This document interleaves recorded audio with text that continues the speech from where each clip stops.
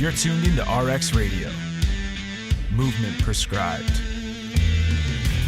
Brought to you by Prescript.com. A personalized approach to keeping you healthy and making your best even better. Your hosts, Dr. Jiunta and Shallow and Dr. Jordan Jiunta.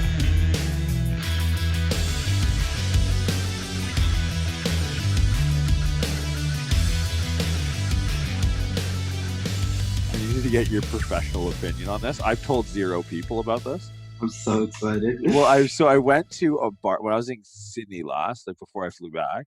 I went to a barbershop and I had stuff in my hair. And the dude, he's a good barber. I went to him a few times. And for whatever reason on this day, and the guy was French, which I don't know if it makes a difference, but in my juvenile mind, it makes a difference.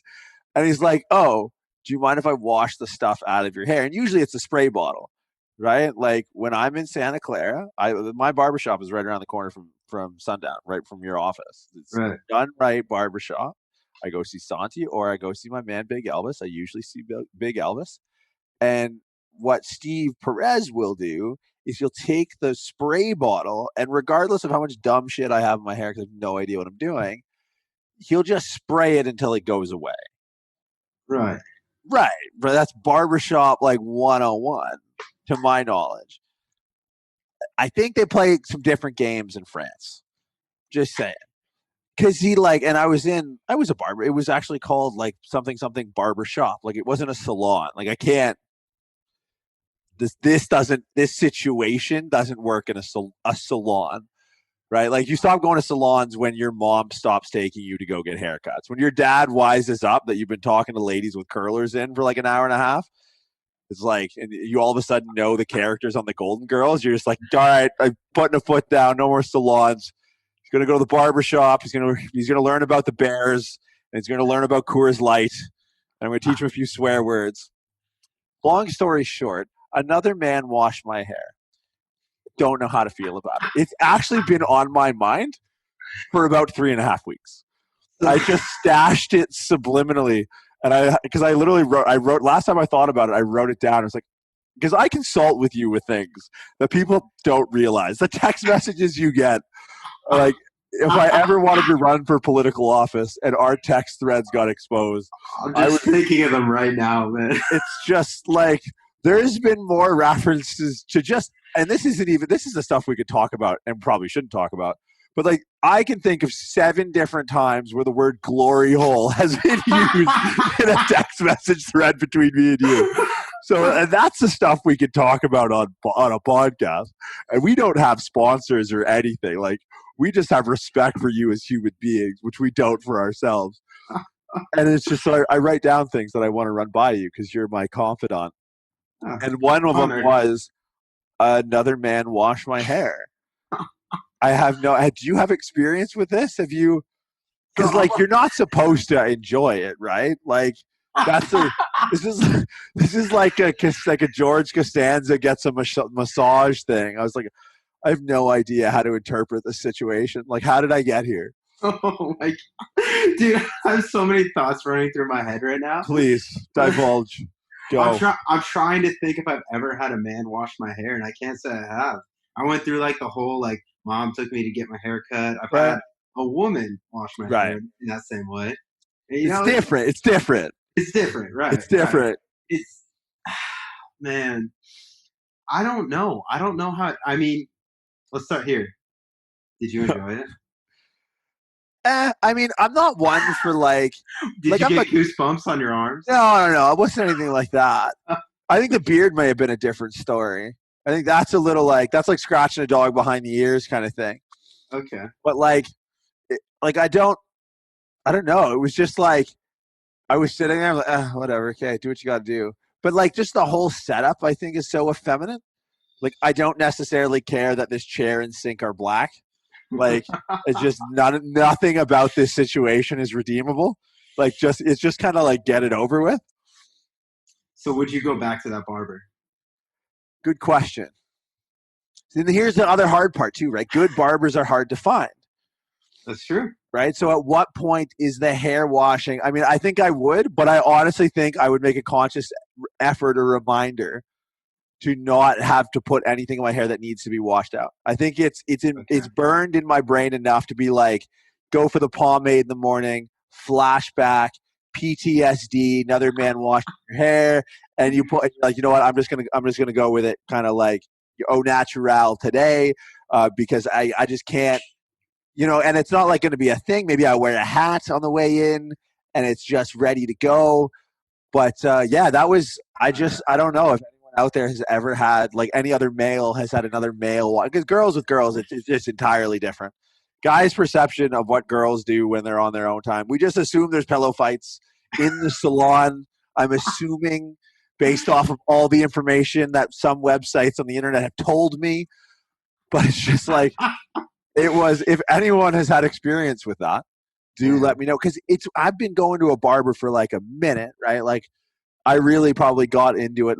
Having a beard and not having lice pretty much means you go to a barber, right? So it's like, I haven't touched this I could probably do the math. How long have we been out in practice for? 5 years? 6 years?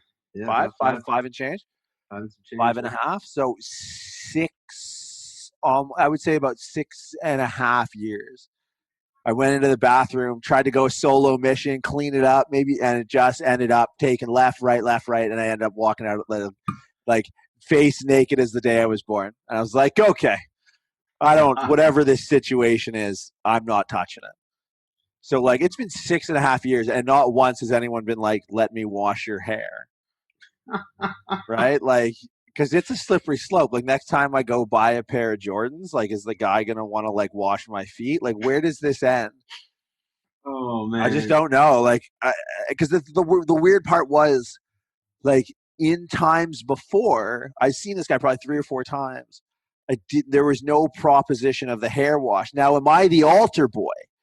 Am I the altar boy of, you know, is he just getting me comfortable and be like, I'm going to totally wash this guy's fucking hair, right? So the red flag is if you go back and he tries to wash your beard, you don't ever step foot back in that place again. Right. Or if I come in with the au natural and he still tries to wash my hair. Or it's just like, that's true, I'm just a greasy human being. Like, there's also that. There's also like a COVID, like, I don't want to touch this guy because if I touch him, he will probably be sticky. Like, perhaps there's that, which I didn't take into consideration.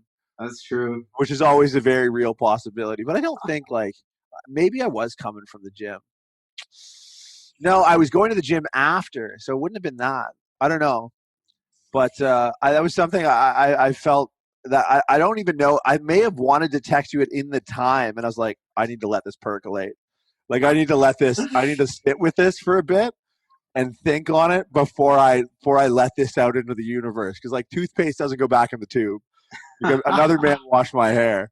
It's like a repressed memory now. You're just gonna like subconsciously like wash your hair before you go to the barber every single time. Right. You know? Just like, I know kids. Maybe we've discussed this before, but like, I know people who in high school, when they took a shit, they would go home and shower. Like, actually leave school to go home. Yeah. And shower? 100%, dude. There's a kid. Now there's 2 Stefans. They're both Serbian, obviously. One plays like professional soccer in Europe, and the other one I haven't heard of in years. I think it was the one I didn't like. I don't know what he's doing right now. I just remember that there was a Stefan, and it was just like a thing that teachers knew. Like, oh, how come Stefan didn't make it to like 4th period? Like, I had to take a shit, and they were just like, okay. And so like, he's a genius. Like, if I would have like established that with my teachers, I would have had to skip so much less school, or like gotten in trouble for skipping so much less school. But that was the COVID play though, man. Like, I remember getting to Australia and like, toilet paper was trading like fucking plutonium. Like, it was unreal. Like, it was trading on the NASDAQ at like $73 a share. And I was just like, all right, you know, these are wartime rations. Like, we don't know when this thing's going to hold up. So if I was right there, it was just like, you know, a vertical bidet. It's like, all right, I'll just make this happen. So that was a go-to move for me in like early COVID days. But, yeah, now it's like, I don't know. I don't know how I feel about it. It's out there now. If anyone's had experience, with another man, like, and because it was what got me was the altar boy situation. Like, I feel like, no pun intended, like I was perhaps being groomed for this role as, I don't know, just strange. Yeah, I think we've mentioned the word or the term bear on this podcast before. We did live in close proximity to San Francisco. Does this fall into that category? See, I'm not good with the gay taxonomy though, right? Because there's fucking. Have you gone through that list? Has someone ever gone through that list with you? Ooh, I mean, probably Cliff Notes version. I don't think I've seen the whole list. It's and like, I don't claim to be an expert by any stretch of the imagination. I've been, so many times accused of said bear status that I've begin to pick up some what we'll call peripheral nomenclature on the topic. My vocabulary is more expanded than I would like it to be. But there's a whole ecosystem of seals and otters, and it might be worth at some time sitting down and going through the list. As he just shakes his head, just like there's one. Like I'm in the dark. That's all. If I'm not mistaken, one of them, and I don't know. And you know what? The nice thing about Zoom is that we can kind of act like our own little fact checker. And let me see. Can you screen share this? I'm not going to screen share this. I'm going to narrate it for you and the friends at home. One of them, and we're so fucking canceled for this. One of them, and like, again, this is not derogatory. This is purely me having no experience with this. And frankly, like, I take offense to the fact, two things. I take offense to the fact that I can be objectified with no recourse. None. No one gives a shit. Like, I get catcalled or bear called on the street by a couple of construction workers in Castro. Like, there is no court. There's no Me Too for that. No one gives a fuck. Like, as uncomfortable as I can feel, there's no charges to be laid ever. You just got to deal with it. Right? So let's put that out there first and foremost. So I've dealt enough in that space living near San Francisco to maybe speak on this. One of them, are you ready? Because I don't know if you're ready. I'm so ready. Ready? A twink. Do you want me to read you the definition of twink? I've heard the definition. It's an acronym, right? It's an acronym, right? I don't know. Into Wikipedia. Someone's clearing his search history later. All right. Wow. This is an expansive. This is like, I've seen less, like, the amount of footnote citations on the twink Wikipedia page is actually pretty impressive. This might be the most well-cited word. Okay, so top line. Twink is gay slang for a young man in his late teens, early 20s whose traits may include general physical attractiveness, little to no body or facial hair, a slim to average build, and youthful appearance that may bell an older chronological age. Okay. Babyface. Babyface? I kind of get that. And it goes into etymology and history and usage. So I don't know if, okay, like other codes, such as the bear code, the twink code is set to a symbol using letters, numerals, and other characters found in modern Western computers and used to describe a rating of these guys. Man, they're getting fucking technical with it. These codes are used in email, Usenet, no idea what that is, and internet forum posters to identify physical type and preference of the poster, but may have fallen out of usage. The code includes physical traits such as C for color of hair, blonde to black, I or L, length of hair, from bald, clean shaven to long, H for degree of hairlessness. How does that work? Like from 0 to alopecia? Like, what's going on there? Y for youthful appearance, and E for, ready? Fuck, I should have read this first. E for endowment. Oh, hold on, there's one more. I got, as well as personality traits such as Q for Qiness, and sexual preference such as, and K for kinky factor. Okay. All right. I don't know how we started with hair washing and ended up in the twink factory. Man, But yeah, you can't unknow a thing like that. That's giving me like a strong like human trafficking vibe going on. Just like the Wayfair conspiracy. Yeah, dude. You get into that? I not deeply, but I know like some people are buying like closets and getting humans. Is that a thing? I thought so there was a couple. Yeah, I thought there was a couple in Arizona that like actually got fined for starting it. For starting this, like you get a fine for human trafficking. No, starting like the conspiracy about Wayfair, because it was so funny too. My mom, it was so crazy bringing it up. My mom, I was talking to the other day on the phone, and she was all stoked that she found Wayfair because like my dad's fully retired. He was an electrical engineer for fucking 40 years. My mom's semi-retired and works for the Canadian government, and they live in Windsor, Ontario. Like whatever dumb shit they want to buy on the internet, they just fucking buy. And my mom got onto Wayfair. And she's like, oh, like, I found this great way. It was like as if IKEA was like, it was like a new wave IKEA, like the first time she found IKEA. And I told her a bit about the conspiracy theory. And then she kind of like bought into it, like hook, line, and sinker. I was like, oh, like, be careful. They don't send you like a Sarah or something. She's like, is that like a couch? I was like, no, I think it's an 8-year-old that's like missing in like Topeka, Kansas. She's like, what the fuck are you talking to her? I'm like, and I told her, she's like, oh. No, I can't support this. I think you're fine, Mom. Just alert local authorities if like a small human shows up at your door. I've been digging on the conspiracy theories lately, though, man. Like when the Epstein thing happened, it didn't really get my attention. But like in COVID, I think I've just had some more time to just sit on the computer and do shit, and I just play stuff on the background.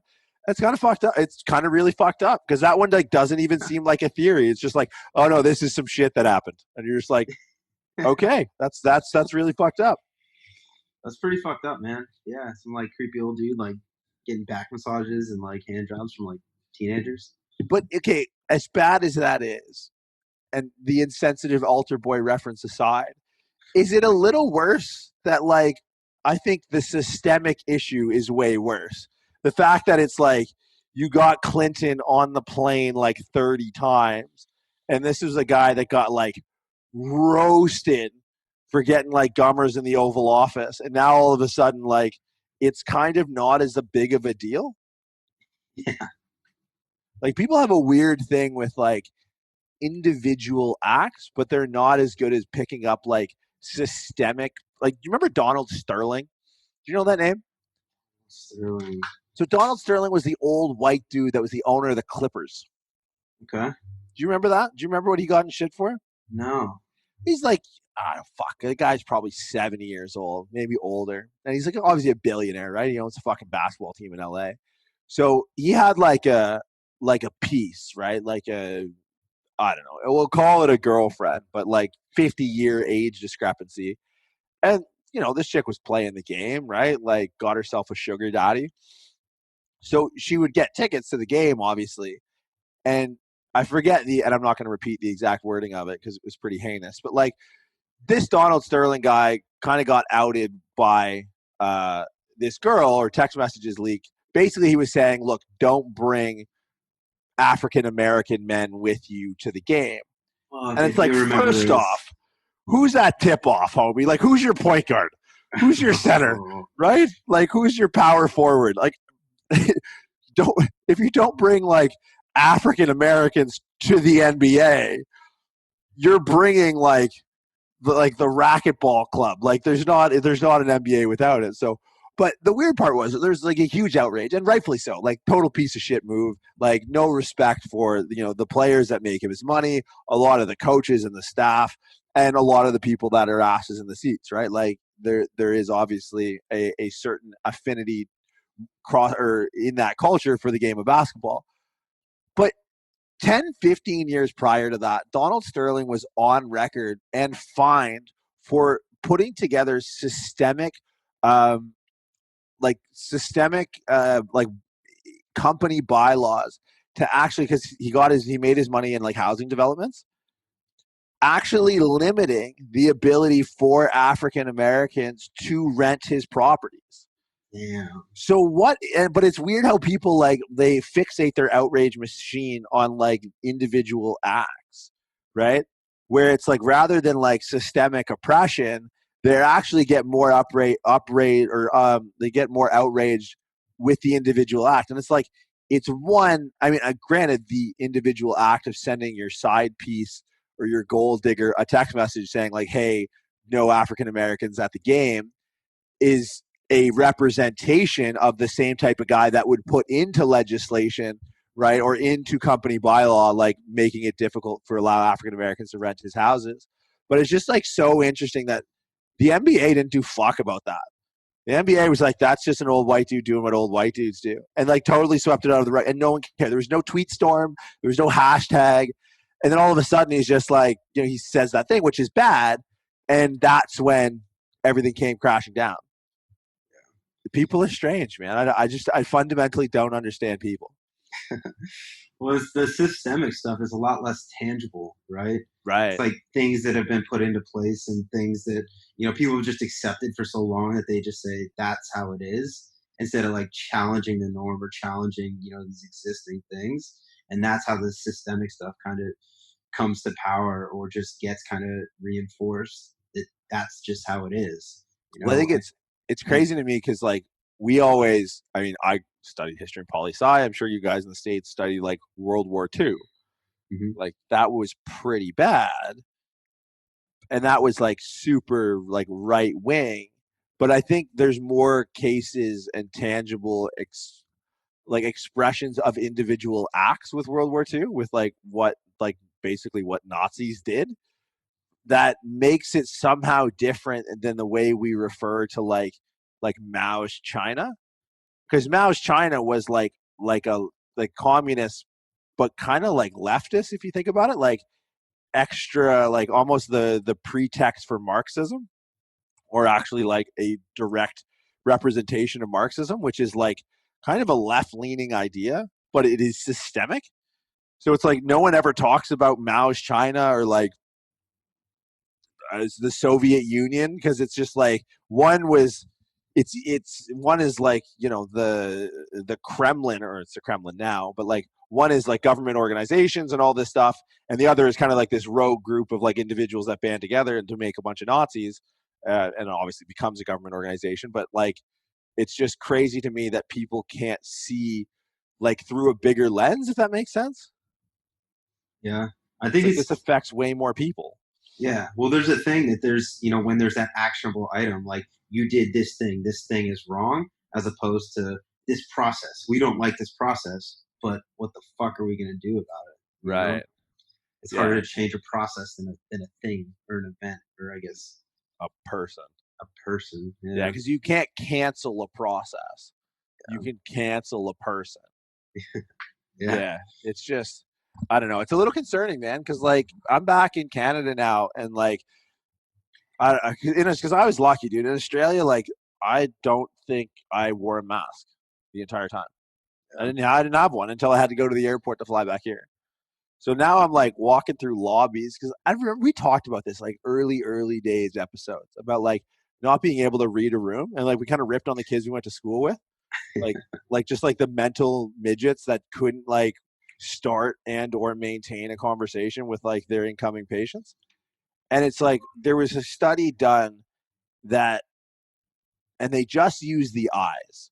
So, and it's an older like psychosocial study, and they just used the eyes, and they had like people from different, basically stratified by age, look at the eyes and be like, what is the underwriting emotion that these eyes are representing, right? Like sad, angry, I don't know, name any, across the spectrum or palette of emotions, fill in the blanks. And they saw that basically with age, as the cohorts got younger, the ability to discern the emotion associated with the eyes got worse and worse. Now all of a sudden it's like the people that are probably good at discerning it are probably really old and in nursing homes. And then we're all left just looking each other in the eye. And it's just like no one has any idea how to interpret this. Like I just want to put like an eggplant emoji on my forehead so people don't think I'm going to rob the grocery store when I walk in with a mask. It's really strange. It's really like it's like it's great to be home, but it is something that's like I am starting to push back on it a little bit. Like when I go into public, I will keep my mask in my pocket until someone tells me to put it on. Yeah. I don't know, man. It's just where does this end? I don't know. Everyone seems to think it's going to end with the election. Your thoughts? I don't know. I don't read too much into. Well, I don't know too much about politics. But wait, you think that's a barrier to talking about it? Have you heard of Twitter? Fair enough. But I mean, if you look at like the implications of everything that's going on, it's almost like, I mean, I can't really speak to Canada, but it seems like it's pretty similar. But in America, it's almost like we're being fucking held hostage right now. Like the people that are hurting the most are like the small businesses. The people that are thriving are, the large corporations with all these bailouts and all that shit. So it's like, it's a really weird scenario where it seems like there's this very binary separation of like, okay, these people, you can do what you want, but these people, no, you can't do that. Put on your mask, stay inside. Gyms, dude, are having a really fucking hard time, especially in California. I know it's probably different in some places of the country, but like they're operating at either like 10% capacity, or everyone has to go outside or wear a mask and all this shit. And it's just, dude, places like this, you can't sustain a business like that. Like even 24-hour fitness, I think they filed for bankruptcy. All these smaller gyms are either doing shit under the table or they're gonna go under. It's it's a weird fucking thing. A lot of it seems to be about money right now. Is it true that restrictions are basically divided by party lines? Like blue states have less or more, and I'm not great with this, but like, is it true that like the states that are less restricted, like what's California? California is liberal, right? So Yeah. what is your liberal party? Your Republicans? Democrats. Democrats. So California knew some Republican. Texas would be Republicans. You just said Republican for both, but okay. you have the right idea. So California is what? Democratic. Texas is Republican. Yep.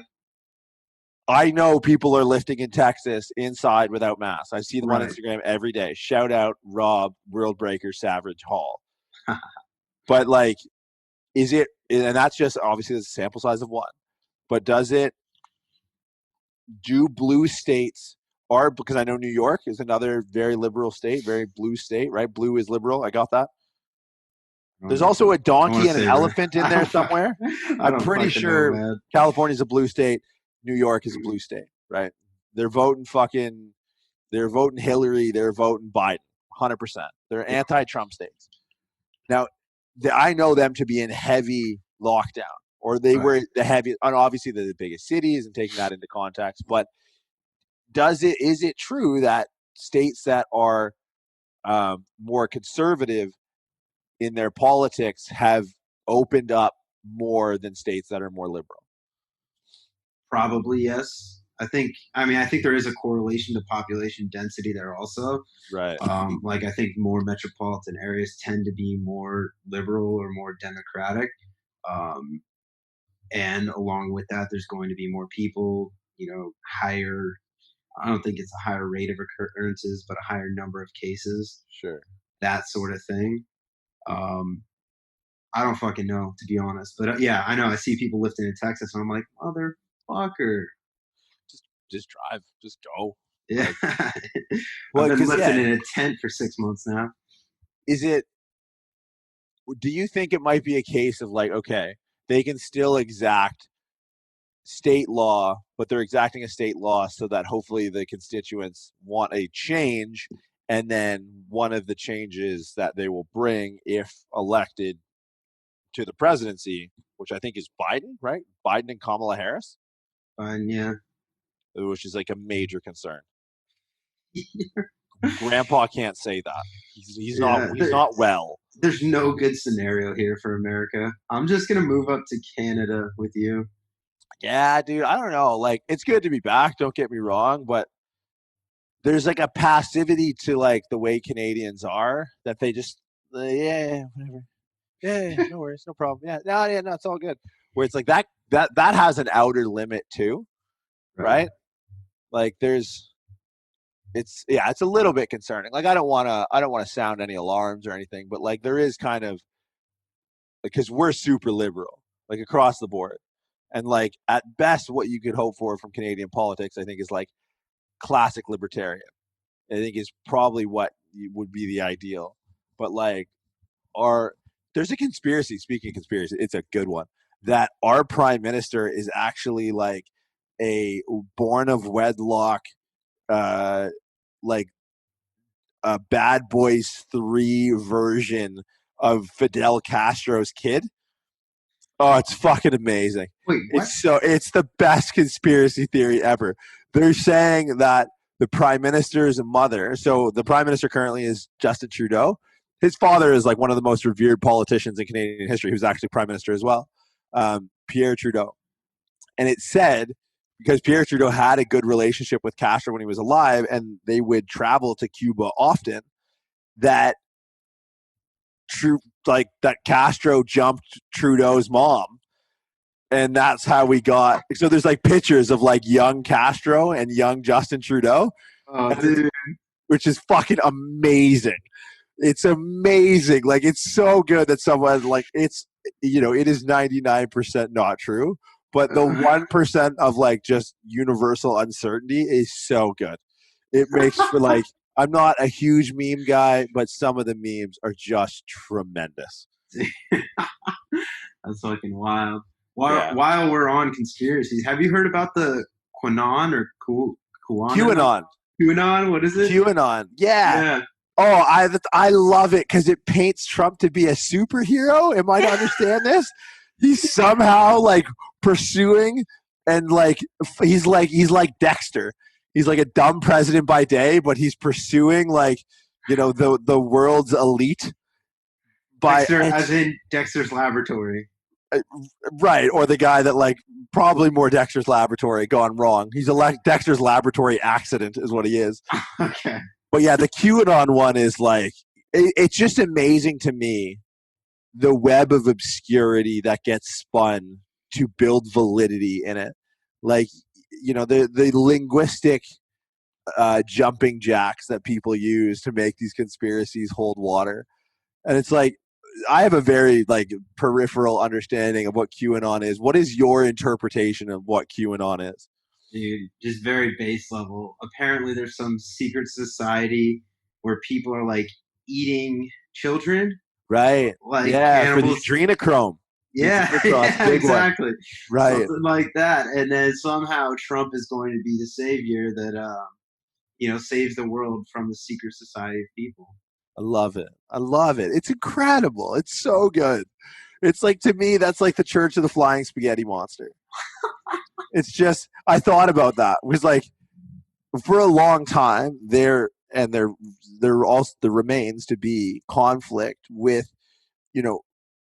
religious rights and freedoms that infringe on, what we see and the UN sees and most developed countries see as, a tolerant expression of rights and freedoms, right? So like, the right to there's paradoxes and conflicts and there's paradoxes and conflicts in the Constitution, there's paradoxes and conflicts in religion, there's paradoxes and conflicts in fucking training.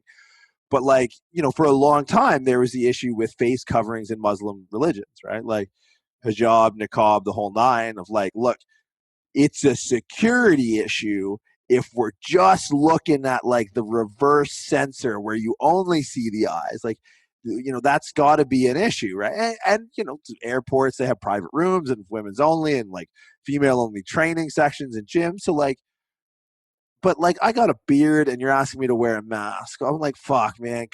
I was literally hoping the Church of the Flying Spaghetti Monster would put in some sort of like, thou shalt not cover face with mask, like Sermon on the Mount. Just so I'd be like, look, guys, religion. It's my religious beliefs that I shouldn't have to wear this fucking thing over my face. I wish I, take it up with our holiness, the colander, with a bunch of noodles coming out of it. Like, yeah, I don't know. It's crazy times. And I feel like, the idol's hands do the devil's work, right? And all of a sudden you got a lot of people with a lot of time on their hands. Like you can bend interpretations and like you can basically inception people, like inception ideas into people. And it's incredible to see, like, and shout out Neezy. Like we've had Jay on the podcast before, but Jay Nira has swan dived into the shallow end of, and I say this affectionately, of every conspiracy theory going right now. Like I was in Australia and I got a message from Neezy. So it's like, so in the state of Victoria, where the city of Melbourne is, or Melbourne for those uninitiated, they're in like a pretty crazy lockdown. Like borderlining martial law. And I have friends, Kyle Trainer, another friend of the podcast, good friend of mine. He's in Victoria, whatever. Wakes up, he makes himself a coffee, gets to work. He knows no different. Doesn't really, but like Neezy's like going in like article after article after article. And it's like the big one to me is like the few things have emerged in the last couple of weeks that I found interesting. One, the CDC released like reform stats on the COVID-19 as far as like the cases that were what we'll call primary cases with no comorbidities. Did you see those statistics? No, I haven't seen them. So now, pure COVID cases, people that came in and died, and I don't want to miscite this, and if I'm getting it wrong, I do apologize, because the last thing we need is more perpetuation of bad info. But fuck it at this point. You're YOLO, right? It will end up on Breitbart or something, or Vox, or whatever else is out there. But isolation, singular cause deaths from COVID that didn't have comorbidities with, like, I don't know, AIDS or cancer or whatever, was, I want to say it was 6%. 6% of the people that got it actually died from it. No. So 6% of all of the deaths, okay, were deaths that occurred, and it was the only pathology. So that leaves 94% of all the recorded deaths were like comorbidity cases where COVID was found present, or the COVID antibodies were found present. And if you know, even like the immunology and virology kind of 101, you know, the antibodies doesn't necessarily mean that you currently have the virus. And this is a novel coronavirus, so it could actually be antibodies from the pre-existing non-COVID-19, to my understanding. And then of that 6% deaths that were like pure, like, you know, uncut, like Frank White kind of fucking pure blue magic COVID shit, 90% were in nursing homes. Yeah. QAnon me up, homie. I'm ripe for a conspiracy theory, because there's no other way. And the other one that got me this week was the WHO, the World Health Organization, came out and admitted that diet and exercise were a good way to combat the mortality, or morbidity rather, of COVID-19. Yeah. Yet you're lifting under a fucking big top circus tent in your backyard. Yep. That's the situation. That's crazy, man. I blame social media. Yeah, for sure. Facebook news.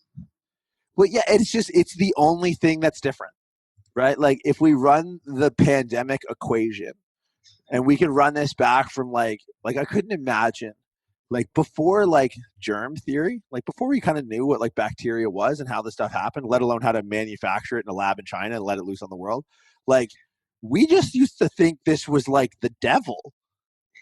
Like imagine like rats spreading the like bubonic plague and thinking that your mom died because like the devil. That's terrifying. That is like Salem witch shit. Like, yeah, no, she's totally a witch. Like that's like watching them burn the mailman, because it's just like that's the craziest thing ever, right? Like it's just so the only thing that's different between like 1968, right? Hong Kong flu. It's a hop, skip, and a jump to mainland China. Like and the only difference in that equation is the accessibility of information, good, bad, or otherwise, at the palm of our fingers. You know, Instagram, news outlets, 24-hour news networks, CNN, Fox, MSNBC, Twitter is amazing to me. Like, I still remember the first time hearing Wolf Blitzer. So Wolf Blitzer is like this commentator on CNN. Say the words with a stone, very like, you know, he's got the beard and he's in front of like the big fucking 20 foot like touch screen or whatever, and like cite a tweet. Like, say the word tweet in like what was at the time, well, I don't know at the time, but like was, you know, revered as potentially a reputable place to people to get their news. And this guy said the word tweet. And I was like, that's it. We're done. Right? Like, it's like the moment that Nietzsche declared the death of God. It's like, I declared the death of fucking humanity. It's like, this is not okay. And this is where we're at fucking 15 years later. It's crazy. Wild times. Wow. That's Yeah. right. So when is the U.S. election? Do you know? It's like the first or second week in November. I want to say like November 11th or something like that. At this point, that's symbolic. At this point, do you vote? Personal question. You don't have to answer. So I haven't voted. Okay. In a couple years, since 2008. 2008. Dude, do you remember that? That would have been Mitt Romney versus Barack Obama. I remember. Do you know why I remember that? Why do you remember that? That was was that 2008 or was it 2012? It was 2012.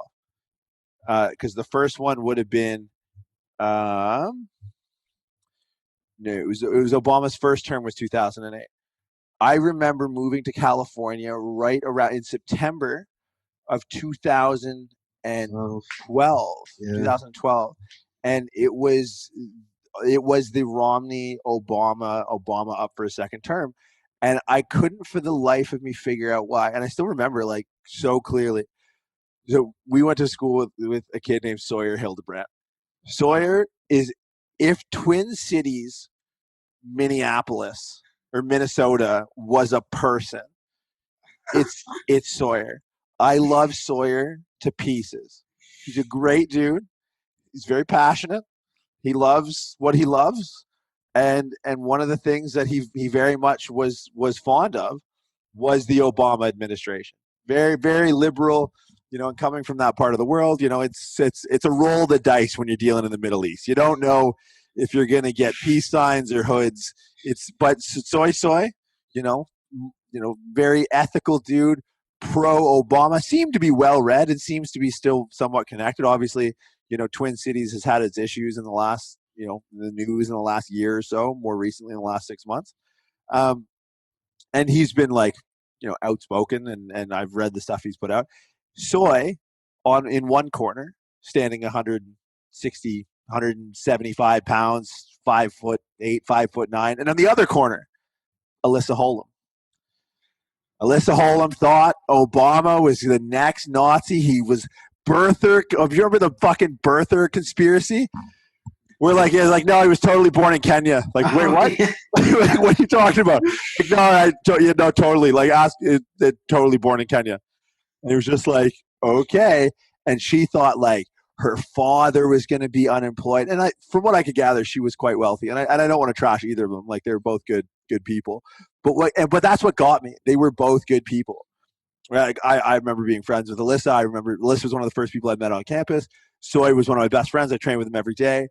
And I couldn't for the life of me understand why they hated each other. I've never seen anything like it. Like, and they didn't talk to one another. Or like, someone would get a question wrong in class and there'd be like a snide remark and like a glare. And it's like, it's so strange. Politics is America's favorite sport. It's crazy. They're like, you guys are like soccer hooligans. That's what your politics is like. It's like going to like Manchester versus Man City and just watching people like get drunk and beat the shit out of each other. Except it's usually not like in the streets. They're just like beating the shit out of their wives at home or something. Like, watching Americans talk about politics is like watching like die hard fans of a team. But I don't even think that's right, because I think die hard fans of teams started off as die hard fans of the sport, right?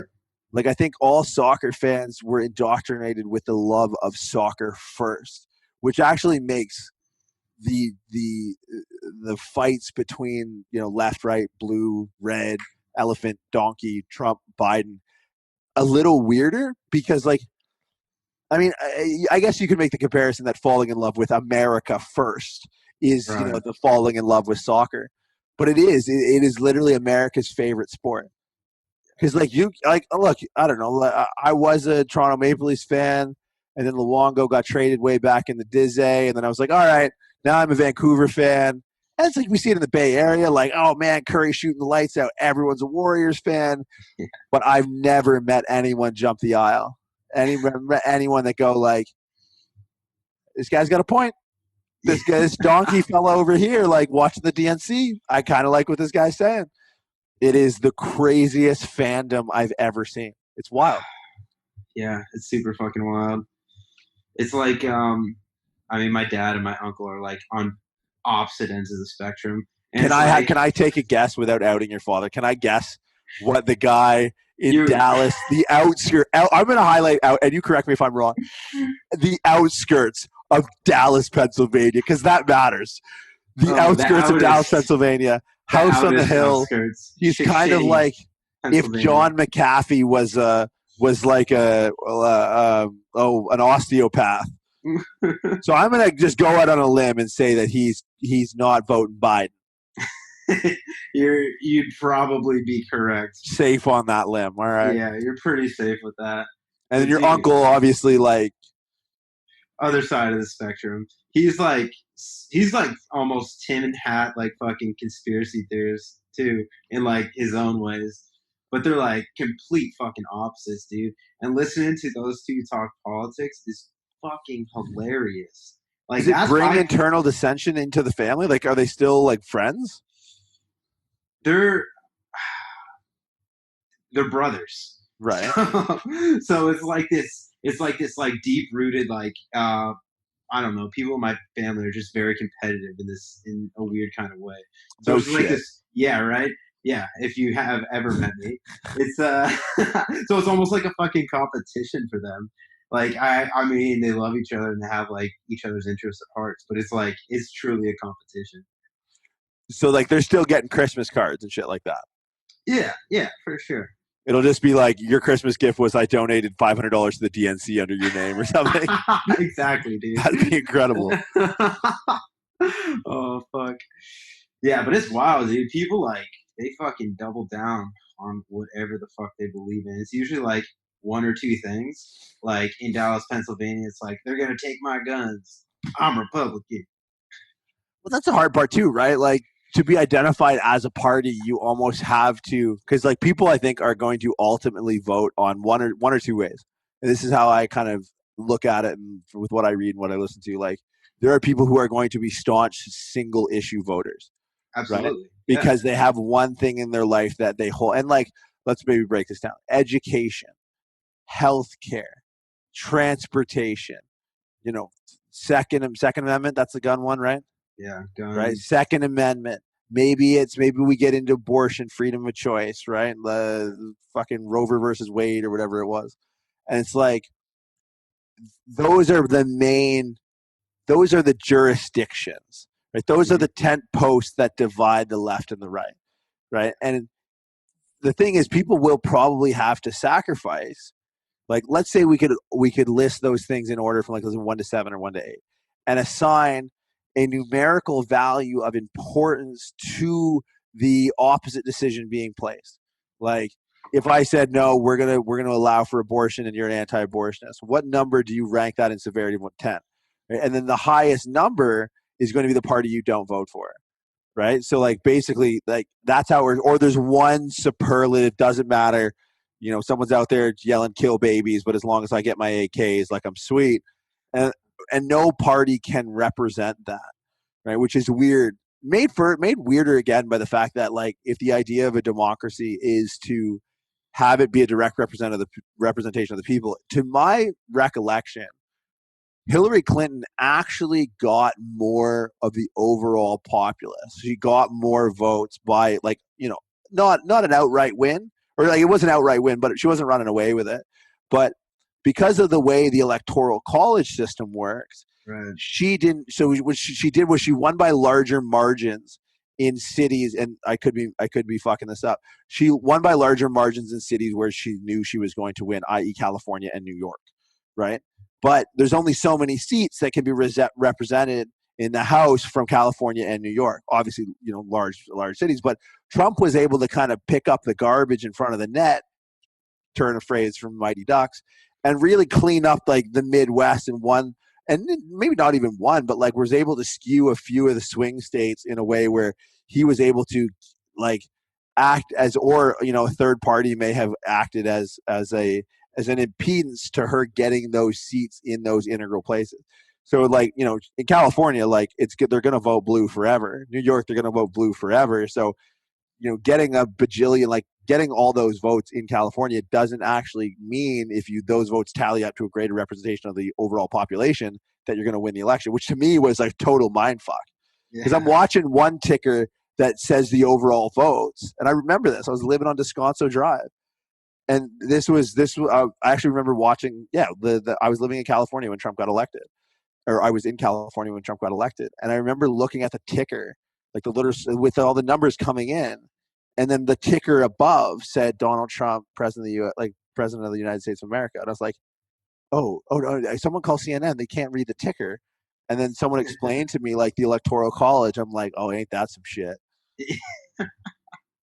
Yeah, dude. That's politics right there. It's fucking, I don't know, complex, I guess, to say the least. But yeah, that people are gonna resonate with one or two things, and they're going to let that dictate their party or their vote, as opposed to actually establishing a set of values or a stance on each of these issues. And I'm pretty sure when you go to the polls, I mean, it's been what did I say, 12 years since I voted, but you can just like hit a box that says all Democrat or all Republican, and it just like votes that way on like all your issues. So at the very least, they should remove that. If you're that fucking lazy, right? Like you shouldn't be voting. Yeah, absolutely. I mean, there's a certain responsibility in the person to kind of know what you're voting on, and I guarantee there's things on that ballot that people are voting, their party or whatever it is, without even knowing what those issues are. Well, and the problem too with that, again, to my outsider understanding of like U.S. politics, is that you could be voting on an issue that has a rider attached to it that's something like totally like, we got this bill here, JF14. JF14 is to expand playgrounds in city parks.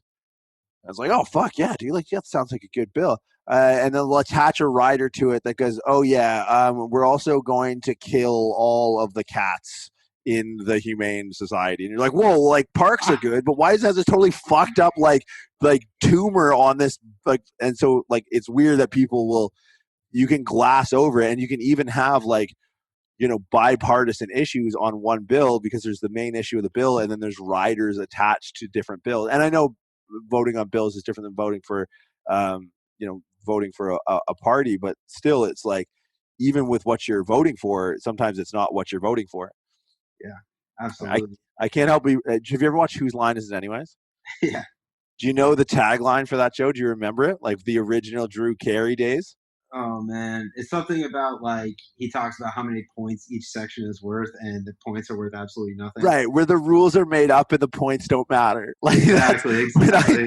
When I think of the U.S. and it's politics in general, man. Like you can go across the world. To what degree I've looked into it, and it's like that's it. Like that's the sign over the door is where the rules are made up and the points don't matter. But yet the outcomes matter so much. It's so great. And then it's almost like you find comfort, doubling back to conspiracy theories, like you find comfort in the potential that, okay, maybe there is, this James Bond Spectre capitalist, Zurich fucking carved into the hill war room of like, the Rothschilds and the Zuckerbergs of the world that, okay, maybe someone's pulling the strings other than the puppet show that we're watching play out in like political stages. Because like, if you don't believe that, I don't know how you sleep at night. Like, I think that's almost comforting. Like, it's comforting to think in the same way that like, when you thought that your mom was being killed by the devil, it was probably comforting to go to bed at night and read the Bible and think about God, right? Because it gives you something to believe in a higher power. Like, I really think, religion was the opiate of the masses, or seen as, and that was a derogatory term when that term was coined, or when that phrase was coined. But I really think now, like, conspiracy theories are becoming the opiate of the masses. People need to believe in something. Santa Claus out, Tooth Fairy gone, Jesus, he's kind of been on the way out for a while. And it's like, what do you got left? QAnon? All right, fuck it. He didn't die, put in a cave, and come back 3 days later. There was no immaculate conception. There's no Christmas. But this is all we got. We're grasping at straws. I need to believe that QAnon is a thing, and Trump is actually some Super Saiyan civil soldier that's going out with his shitty blonde hair at night and, murdering those out to eat the children of the world, to source the adrenochrome and live forever. It's like, even just saying that is so silly, but at the same time, it's like, I think that it just speaks so strongly to people's, and not even wanting this to believe, people need to believe in something.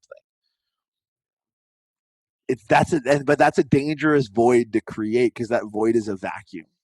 That void is a vacuum that will literally suck anything up. And I think what we're seeing getting sucked up into it is, like, YouTube and conspiracy theories are now like the new scripture.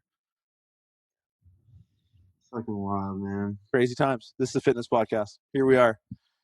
We had a plan. The plan got totally derailed. So we'll talk about progressive overload another time. But it's interesting, man. Like, we don't talk about current events too often, but I think it's worth discussing to a certain degree, because, like, outside, like, it does kind of affect fitness. Like, how many people's training has been affected by politics now? Like, I can't go train, or I have to wear a mask, or, if I'm in, there's states that so closely border each other, right? Like, Delaware, Virginia, and Maryland will intersect on one street corner. And I don't know what the politics across those three states are, but I guarantee you there's probably different legislations. So it's just like, I'm going to start hopping borders to go train. Like, I have a friend, he owns like some world gyms in Australia. And at the time, New South Wales was locked down, but Queensland was open. So he actually started a brand in this time called Fitness Cartel, because he would smuggle people across the border, and I probably shouldn't out him like this, in his car to go train. But like, how crazy is that? Like, germs don't care about borders. Right. It's just, I don't know, wild times, man. I can't believe we're at a point where this is a conversation that has been spoken, like, is so pervasive that it's actually warrants us talking about it. Yeah. We did this before. Fucking shit show, dude. Hey? I said 2020 is a fucking shit show. Yeah, it seems to be a little more unrelenting than weird years past. Like, there was years that started with the Zika virus and then got worse. But like I remember Ebola, I remember SARS, but like that storm eased up. Dude, it's fucking September. Mm-hmm. Are you joking me? I flew to Australia in March. It's like I just got back now. It's, yeah, this one stuck around. Mm-hmm. Yeah, it's gonna be I don't know. It's getting to the point where I'm not optimistic about 2021. How fucked up is that? Yeah, that'd be interesting. But election is what? It's September. 10 weeks. 10 weeks out. Something along those lines. Yeah, something right around there. So, yeah, maybe we'll do a follow-up, because I feel like every now and then, maybe I'll go back. Remember we did the Nazi rape culture episode? Yeah, we did that. Oh yeah, 100% we did that. If you guys want to, it was I think it was actually a well-pointed discussion on the topic. We just clickbaited the title a little bit so people would listen. I think we got a lot of really good feedback on that. Yeah, definitely. So hopefully we'll do the same, but hopefully this doesn't become a thing.